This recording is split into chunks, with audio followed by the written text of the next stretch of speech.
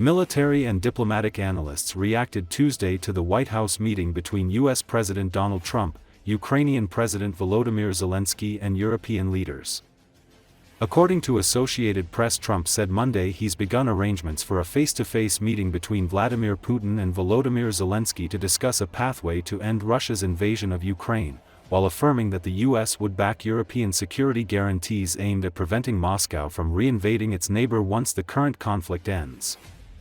Former commanding general of the U.S. Army in Europe, Ben Hodges, told the AP that Trump and his team don't really understand NATO, because otherwise they would not be suggesting a NATO-style security guarantee where an attack against one member is treated as an attack against all. What the hell is that? You're in NATO or you're not, Hodges said. Details of the security guarantees and Trump's efforts to arrange peace talks were still evolving as an extended meeting among Trump, Zelensky and other European leaders wrapped up at the White House. But as they emerged from their talks, the leaders expressed guarded optimism that Trump could be finding momentum in his quest to fulfill his campaign promise of ending the grinding war. Tina Akvlidiani, a research fellow in EU foreign policy at CEPS in Brussels, said that momentum is extremely important.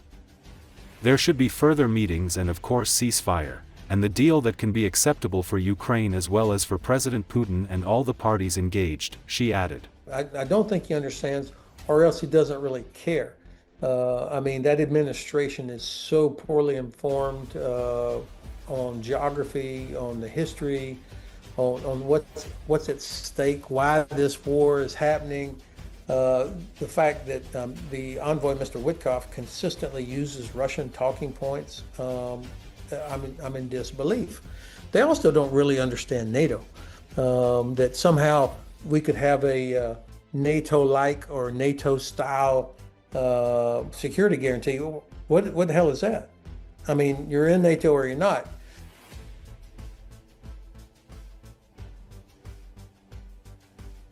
We have not even been willing to, from inside Poland or Romania, for example, to use weapons to shoot down Russian missiles that are headed for Ukrainian cities.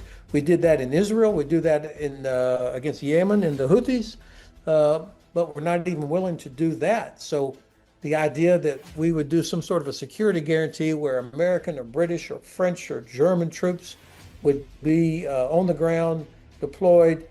I mean, I just have a lot of skepticism about this.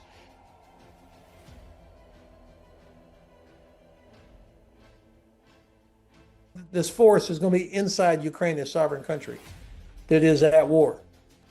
So, in my view, I would want this force integrated somehow into Ukraine's armed forces, where there's a overall commander. You can't have parallel commands, an American or British commander here inside a Ukrainian. I mean, it's not practical, and it will be very confusing when you start having missiles and drones flying in, or who's shooting artillery. It's confusing enough in perfect conditions. And so these are the kind of things that would have to be sorted out. I see zero credibility if you put pockets of European troops and Americans in various Ukrainian towns to do what? I mean, what are they doing? And that will not impress the Russians at all.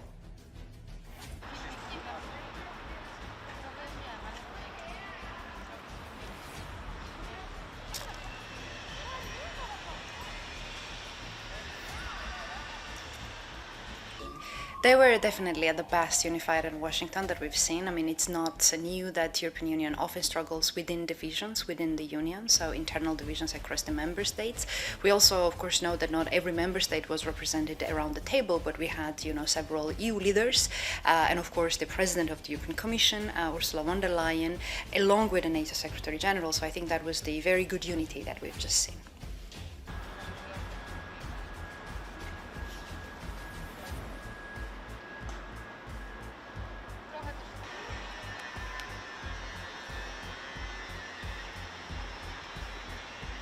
President Trump is indeed, he's shown many times changing his mind, and this is the momentum to be seized and to continue this discussion. And we're just expecting what will be the next steps. That will be more than talks, right? There should be a further meetings and, of course, ceasefire and the deal that can be acceptable for Ukraine as well as for President Putin and all the parties engaged.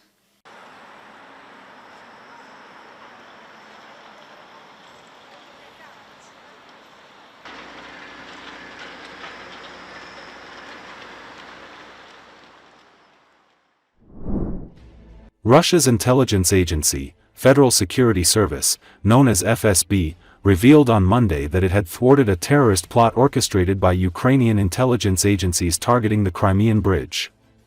The FSB intercepted and disabled an electric Chevrolet Volt that had been rigged with a powerful improvised explosive device in Crimea Peninsula.